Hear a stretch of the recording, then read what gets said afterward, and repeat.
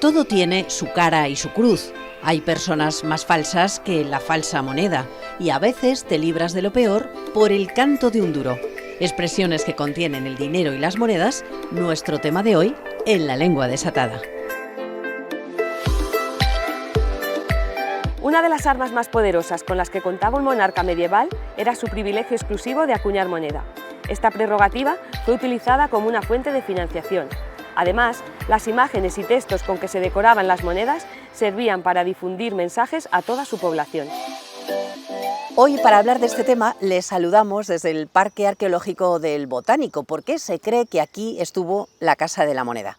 Tenemos con nosotros a Charo García de Arriba. Charo, ¿qué tal? Bienvenida de nuevo a La Lengua Desatada. Hola Ana, muchas gracias. Gracias a ti por venir. Ya te conocen los espectadores de otro programa en el que hablamos de heráldica en aquel momento, junto a tu compañero Miguel Ángel Martín Mas, con quien estás al frente del blog La Chova Piquirroja, ya lo contamos en su día, ese gran descubrimiento en torno a las claras, ese pájaro que en realidad nos contaba la historia de la reina Berenguela, pero también hay otro blog, que es el blog Salamanca Medieval, en el que hemos ido viendo una serie de entradas que tienen que ver con esto que hoy tratamos aquí, con la moneda, ¿no? Ahí estamos descubriendo un montón de información acerca de distintas épocas y de cómo tuvo importancia la moneda y todo lo que nos informa acerca de la sociedad de cada momento, ¿no? Exactamente. La moneda, como cualquier otro elemento que va parejo a la sociedad, pues nos cuenta muy bien la historia y de hecho nosotros empezamos, el Salamanca Medieval es un blog hermano de La Chova Piquirroja y va en paralelo al estudio heráldico porque las monedas tienen mucho de primer sostén de los emblemas heráldicos. Claro. Bueno, luego hablamos con detalle de todo eso. Charo García de Arriba, licenciada en Economía, eres divulgadora de la historia, pues ya vemos a través, por ejemplo, de estos blogs.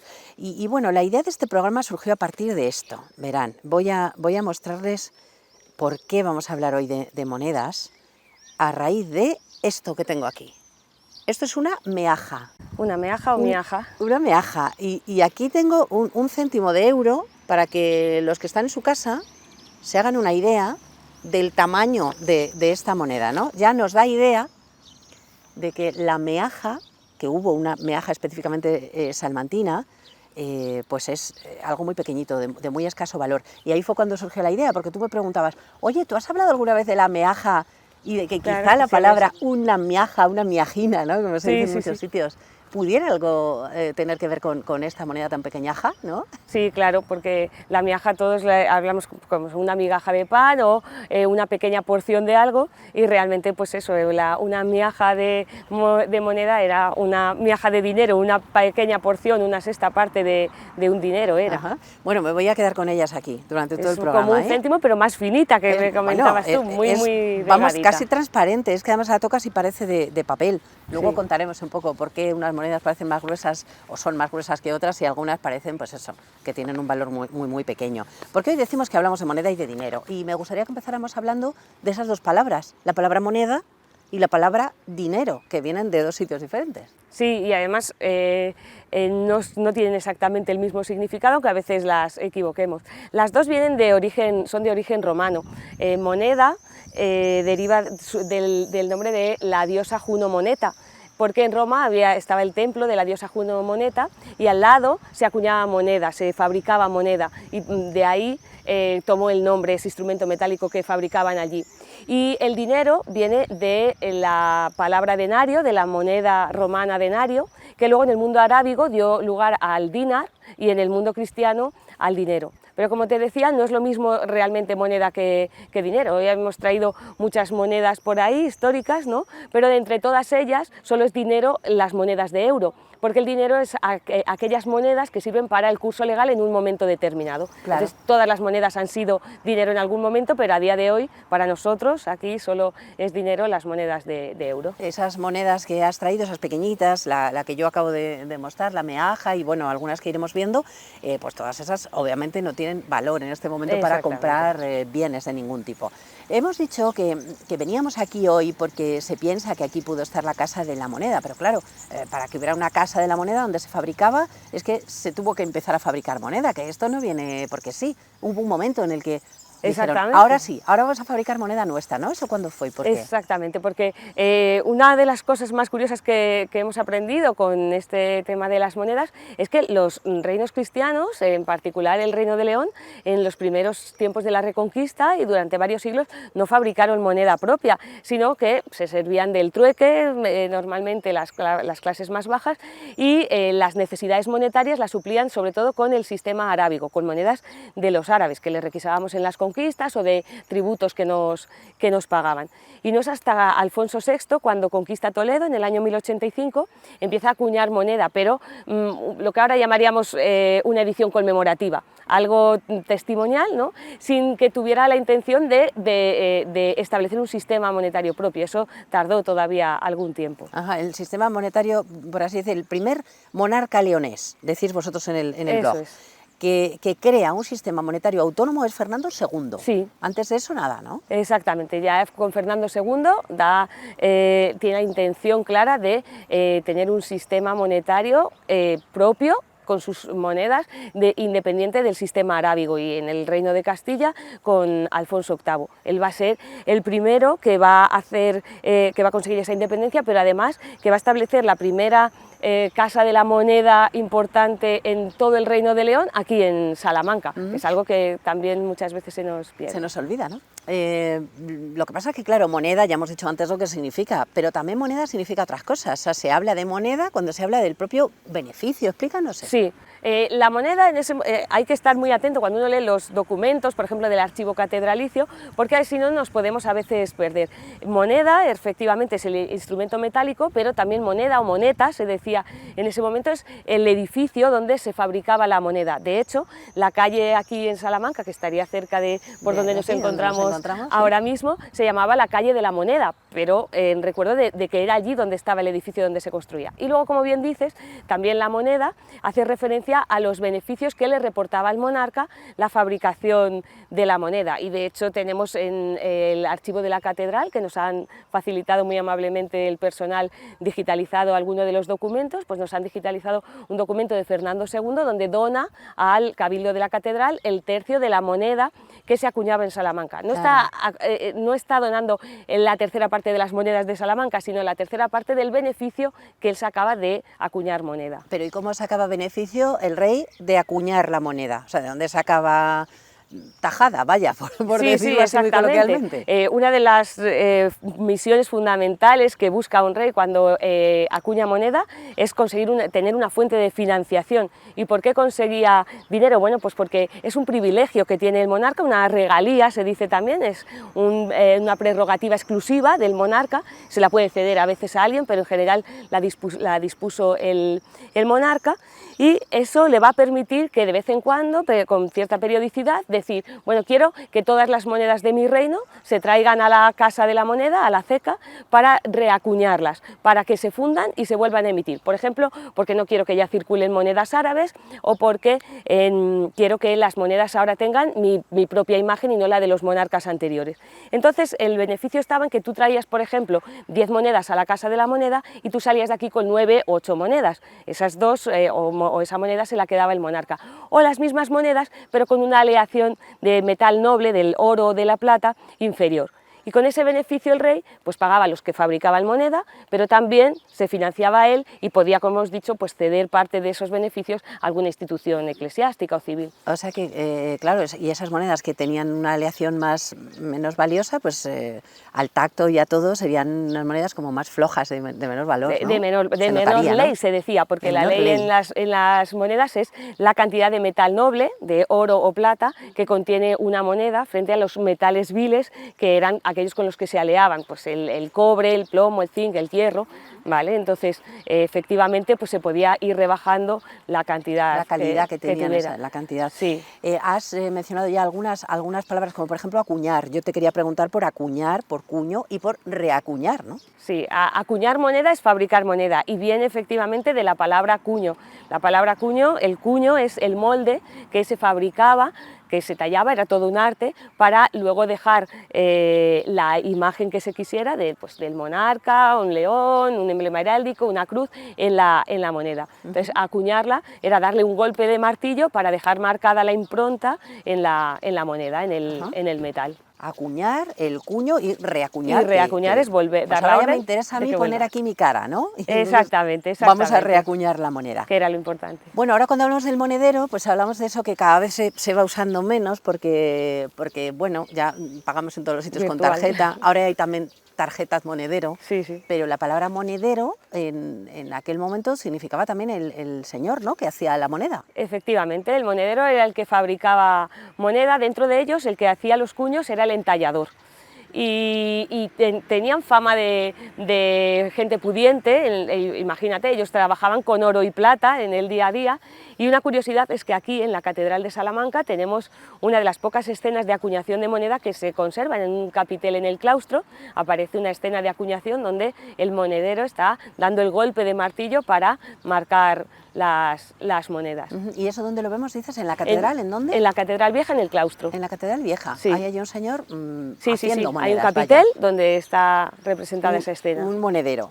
Bueno, vamos a hablar un poco de las partes de la moneda y de otras palabras que tienen que ver con ello. Has mencionado la palabra ley, por ejemplo, pero me gustaría que hablemos de la expresión todo tiene su cara y su cruz, ¿no? La cara y la cruz de la moneda. Muy interesante. Bueno, la cara, podemos imaginarlo rápidamente, ¿no? La cara y la cruz. Sí. Tenemos el canto de un duro, el canto. O sea, ¿qué más palabras tenemos en relación con Pues mira, la cara y la cruz se corresponden con el anverso y el reverso de la moneda. En teoría, la cara es la parte más importante y el anverso y el reverso de la cruz es la parte menos importante. Lo curioso para los espectadores es que cuando se empezó a fabricar moneda medieval, muchas de ellas en los reinos cristianos literalmente tenían la cara del rey en un lado y ahí al otro la cruz de la cristiandad, porque en ese momento lo que le interesaba al monarca era mostrar su adhesión al cristianismo, su compromiso con la cruzada con el Papa. Está mi ideología, ¿no? Más o menos. Exactamente, exactamente. Ajá. Así es. Eso en cuanto a la cara tenían y la cruz. Bueno, el canto, obviamente, pues ya sabemos lo que es. Lo que pasa es que, por ejemplo, en estas monedillas bueno, esto es el céntimo de euro, tiene un canto chiquitín, pero estas es que ya casi no tienen ni canto, sí. ¿no? O sea, es al principio las monedas no tenían prácticamente canto, porque eran muy finitas para que el cuño pudiera dejar su marca. Después, con el tiempo... Estamos al aire libre y seguro que... Y estoy recuperándome del resfriado. Y estás recuperándote del resfriado, pero no eres alérgica, ¿no, Charo? No. Porque es verdad que los alérgicos ahora están sufriendo bastante. Estamos hablando del canto, el canto después se fue engrosando, incluso para dejar marcas de ceca que impidieran falsear la moneda, como luego hablaremos. Vale, porque claro, esas que eran tan finitas serían más fáciles de manipular, ¿no? Incluso sí. de falsear. Bueno, el canto, la cara y la cruz parece que son más evidentes, pero hay palabras que al menos yo desconozco, espero que nos expliques, que son el flan y el tipo. ¿Eso qué es en una moneda? Mira, el flan es muy sencillito. Cuando se iba a fabricar moneda medieval, lo primero que había que hacer era preparar una aleación líquida de los metales nobles, del oro, la plata y los metales viles. Y después se fabricaba una plancha. Esa plancha después se recortaba a mano con unas tijeras. O sea, era muy flojita, exactamente, ¿no? Para que fuera posible recortarla. Hay una escena en Carrión de los Condes, en la iglesia de Santiago, que lo representa muy bien. Era una acción muy precisa porque tenía que tener exactamente el peso. Piensa que estábamos metiendo oro o plata en la moneda, claro. Tenía que tener exactamente lo que tenía que tener. Y una vez que se tenía ese círculo, sin ninguna impronta todavía en ningún lado, eso era lo que se conocía como el flan. Es la moneda dispuesta para acuñar, pero antes de acuñarla. Que no tenía nada. Vale. No tenía nada. Eso era el flan. Exactamente, eso luego se llevaba a un cuño, se apoyaba sobre un cuño inferior, se le ponía otro cuño superior, se daba el martillazo y se acuñaba la moneda, quedaba marcada. Y cuando hablamos de tipo, ¿tipo qué es? El tipo es el tipo que aparece en las monedas. El señor que sale exactamente, plasmado, literalmente, ¿no? Era así. El tipo es la figura que aparece en las monedas. En la Edad Media tenemos que pensar que un monarca tenía muy pocas posibilidades de llegar a toda su sociedad, a toda su población para enviar un mensaje. Entonces, de las pocas posibilidades que tenían eran las monedas, que iban de mano en mano. Entonces se pensaba mucho que era lo que quería representar ahí. Por ejemplo, antes hemos dicho que al principio ponían la cruz, el emblema cristiano, pero cuando, por ejemplo, Alfonso X hereda de su padre dos reinos, el reino de León y el reino de Castilla, él va a estar muy interesado en empezar a poner, porque tenían sistemas monetarios independientes, entonces él va a querer ir poniendo la moneda común, como nuestro euro. Para ello, para que nadie se sienta menoscabado, él va a desterrar el emblema cristiano y lo que va a hacer es poner por un lado el castillo con la leyenda de rey de Castilla, por el otro lado el León, reino de León, como diciendo quiero tanto a papá como a mamá, ¿no? Tanto muy bien, muy bien. al reino que me vino por un lado como al que me vino por otro. Claro, y eso se fue perfeccionando, ¿no? Al principio pues era más esquemático, ¿no? Sí, Decíais sí. vosotros en el blog, era bueno, unos dibujitos así como de niño. Exactamente, y decíamos que era como aquello de con un 6 y un 4 hago la cara del tío Maragaton. Hay esquemas que son una delicia de ver de Fernando II o de Alfonso VIII, que son muy bonitas, muy bonitas. Hemos hablado del tipo, y entonces la leyenda, ¿qué es? Y la leyenda es el texto que va alrededor del tipo, alrededor de la figura, que muchas veces es complementario y que también se aprovechaba para mandar mensajitos a la sociedad. Por ejemplo, hay un momento en que Fernando II, que es rey de León, se hace tutor de su sobrino Alfonso VIII de Castilla y entonces aprovecha para decir en las monedas que es emperador, como que controló los dos reinos. Claro, claro. O sea, fíjate, con la terminología que había utilizado que dar su padre. Tantísima información en una casa tan pequeñaja, ¿no? O sea, sí, estaba muy pensado lo que se iba a poner bien ahí. Estudiado todo. En cuanto a los nombres de monedas, bueno, quiero volver a la meaja, porque la meaja, esa moneda tan chiquitina, era la meaja salamanquesa, no la meaja salmantina, ¿no? Salamanquesa, exactamente. Dentro de las meajas hay una moneda que probablemente sea la más importante para la historia de nuestra ciudad, porque lleva inherente a él nuestro propio nombre también de la localidad, y es la meaja salamanquesa. Una moneda que además tiene una historia muy interesante, porque nace en el curso de una rebelión, cuando el infante Sancho se levanta contra su padre, el rey Alfonso X el Sabio, va a convocar una asamblea, juicio en Valladolid, donde va a decidir desposeer a su padre de todos los poderes que tiene como monarca, y va a adoptar una medida muy romántica. Hemos dicho antes que Alfonso X había hecho ya un intento firme de hacer una moneda común, ¿no? Sí. Bueno, pues el infante Sancho entonces va a decidir que va otra vez a acuñar monedas separadas de Castilla y de León. ¿Qué pasa? En ese momento los financieros burgaleses pues van a decir que no, que eso no es bueno para el intercambio económico, que no es bueno para los reinos y que ellos por ahí no van a pasar.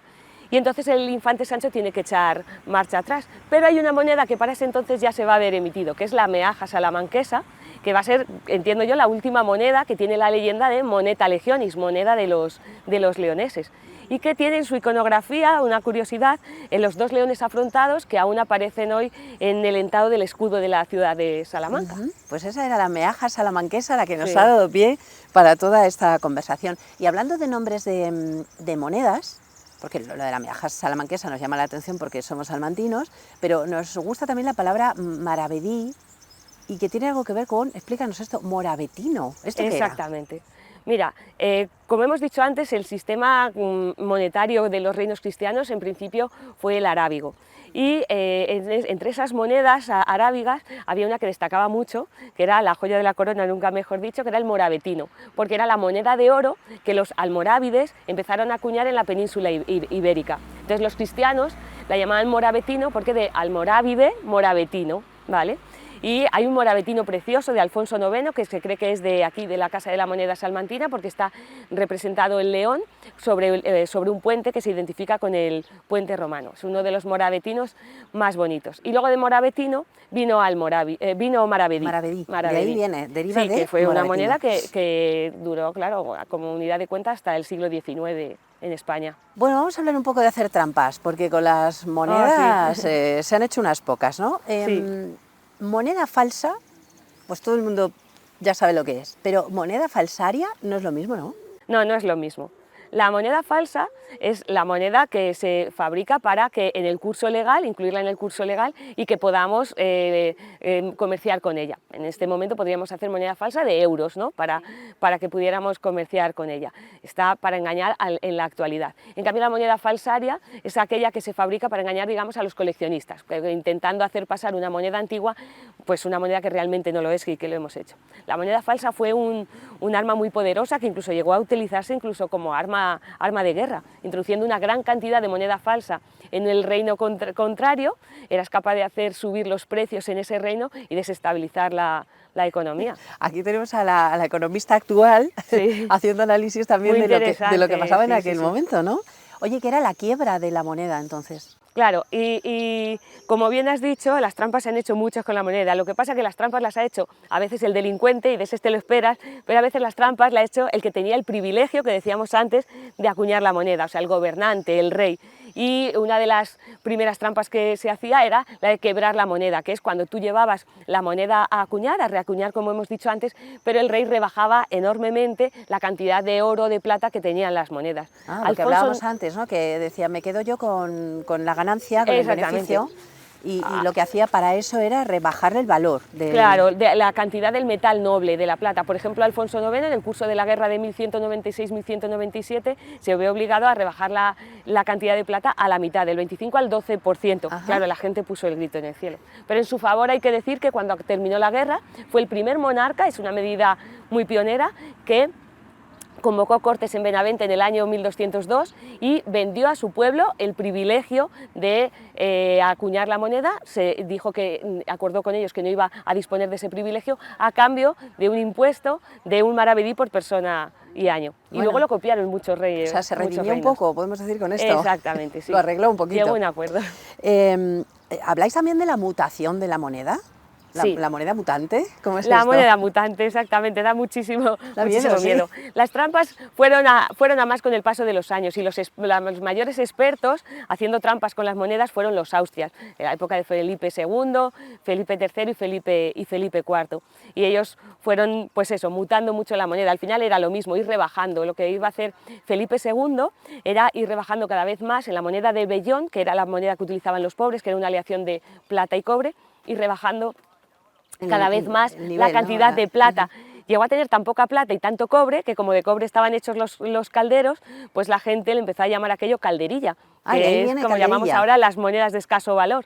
Exactamente. O sea, porque tenía poco valor y tenía que ver con el caldero, con el cacharro. Exactamente, porque parecía cobre. Ya aquello, parecía calderilla. Ajá. Bueno, antes de pedirte que me traigas una recomendación de un libro y de ir a nuestras palabras del programa, quería mencionar algunas otras expresiones populares muy rápidamente que tienen que ver con esto, ¿no? con la moneda. Y una es, bueno, yo no sé si ya la gente lo dice mucho, no lo dice mucho, seguro que la gente que tiene más edad, sí, para ti la perra gorda. Cuando dice, mira, déjame ya, por imposible te dejo, ¿no? Pues para ti la perra gorda o la perra chica, ¿esto de dónde viene? Mira, la perra gorda la recordarán los oyentes de la moneda de 10 céntimos, que era de aluminio, pues de la época del siglo XX. Pero realmente la perra gorda venía de esta moneda que tengo en mis manos, que se acuñó en el año 1870, en el marco del sexenio democrático. Y el caso es que en esta moneda aparecía un león. Había otra, esta era de 10 céntimos de peseta, había otra de 5 céntimos de peseta, que se conoció como la perra chica, y en ella aparecía un león que, ¿qué pasa? La moneda era de cobre, entonces se desgastaba muy fácilmente, y como en España son muy de sacarle punta a todo, pues la gente dijo que aquello en vez de león era una perra, y entonces esta era la perra gorda, y la de 5 céntimos que tenía el león más pequeñito, la perra chica. La perra gorda, la perra chica, porque parece parece una perra en este caso. Sí. Bueno, hay otras expresiones como el bill metal, lo de bill metal, pues ya entendemos que serían las aleaciones más bajas, ¿no? Sí, bueno, pero en general también se ha utilizado para despreciar, pues claro, desde puntos de vista dinero pues, en sí, exactamente, ¿no? Religiosos y tal, el dinero. El dinero, o poderoso caballero es don dinero, ¿no? Sí, bueno, eso es muy interesante, lo de poderoso caballero es don dinero, que me lo recordabas el otro día, porque hay un poema de Quevedo, que decías tú, que habla de eso, y fíjate que Quevedo fue coetáneo de Felipe II, Felipe III y Felipe IV, vivió toda esa época de la mutación de las monedas y de los abusos que hicieron los austrias con la moneda, y en ese poema él dice cómo el oro de España nacía en las Indias, en las Américas, luego viene a morir a España y acaba sepultado en Génova, porque se estaban pagando a los banqueros genoveses todos. O sea, que tenía mucho trasfondo eso de poderoso caballero es don dinero. Bueno, Charo, se nos acaba el tiempo. Hay otra expresión que eres más maja que las pesetas, que eso te la puedo aplicar yo a ti por haber venido aquí al programa de nuevo y habernos contado toda esta información. Y muy rápidamente, antes de irnos, un libro que nos recomiendes, Charo. Pues mira, estando en el Parque Arqueológico del Botánico y hablando de monedas, que aparecen muchas en restos arqueológicos, pues he pensado un libro que salió hace poco, que es de Vicente García Olaya, que se llama Pequeña Historia de los grandes descubrimientos arqueológicos. Ah, bueno, pues muy apropiado, desde luego, para todos los públicos. Para este lugar. Y ya, antes de marcharnos muy rápido, una palabra para triturar, que no te guste nada, Charo. Pues no me gusta nada las trampas, que son contrarias a la honestidad y que además cuando las hace el monarca o el dirigente, que nos las hacen muchas veces, están muy feas, así que trituramos las trampas. No nos gustan las trampas, no. Que las haga nadie, pero desde luego quien debe dar ejemplo, peor todavía. Exactamente. Y bueno, una palabra chula para la caja. Y la palabra chula, pues voy a coger la miaja, porque es una palabra muy humilde, pero creo que la miaja como representativa del granito de arena que todos podemos aportar a algo, es mejor siempre la materialidad y la realidad de una miaja que una gran idea que no llega a materializarse en nada. Así que mejor. Genial la palabra. Muchísimas gracias por haber venido, Charo, ha sido un placer. Charo García, muy corto, como siempre, Arriba, muchas gracias a ti. Economista, divulgadora de todo lo que tiene que ver con la historia, que nos ha acercado al mundo del dinero y de las monedas. Gracias, Charo, hasta la próxima. Nosotros nos vamos, en la próxima edición de La Lengua Desatada seguimos hablando de lengua y con ello de muchas cuestiones de la vida. Hasta entonces.